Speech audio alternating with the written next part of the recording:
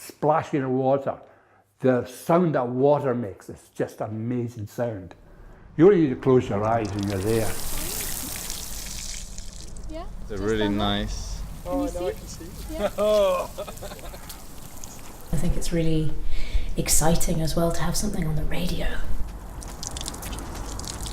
Never tossed a weatherman. I met Vox in prison. They're actually there for everybody, really. People who find themselves maybe isolated, people who are struggling with everyday life. As a group, we do lots of different things in Vox songwriting or something slightly different, like an artistic project. At the moment, we're doing this podcast, which is something new. Radiophrenia is a 2-week-long radio station. The idea was just to say, look, we've got this radio station, here's a blank page, you can make whatever you want. Yeah, I think that'll be a good experience for people that are here if they haven't been on the radio before. It builds their confidence. Here I am, 65 years of age, and this is the first song I've ever written or ever thought of. What do you know about podcasts or sound art? What do you know about podcasts? Very little. When I first heard about the Radiophrenia project, there'd be a podcast, there'd be audio recordings. I found that really daunting. I'm curious, a bit nervous. It's a new medium for me, but I'm willing to give it a go and see what happens. Sound art can be surrounded by this cloud of sort of, it's only for certain people. Not at all, I don't think that at all. I think anybody could do it. And I went round the room with one of the sound mics, just picking up on what people were doing. They were recorded and made into a kind of montage of what happened that evening. I think we'll have to let the game speak for itself. I think we'll have to let the game speak for itself.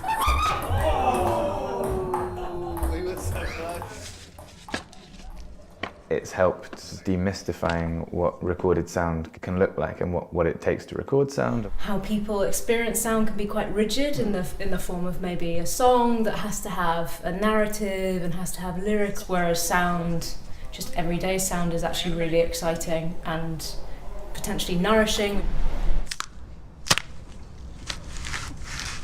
And what do you like about working with sound? Interpretations we can get from sound. It does provoke thinking. It's about being able to express that and freely do it without feeling, punished or ostracized or that something is not quite right. One thing that I really enjoyed about it was how hands-on it was. Put that equipment in people's hands and say, just have a go. Don't worry about breaking it.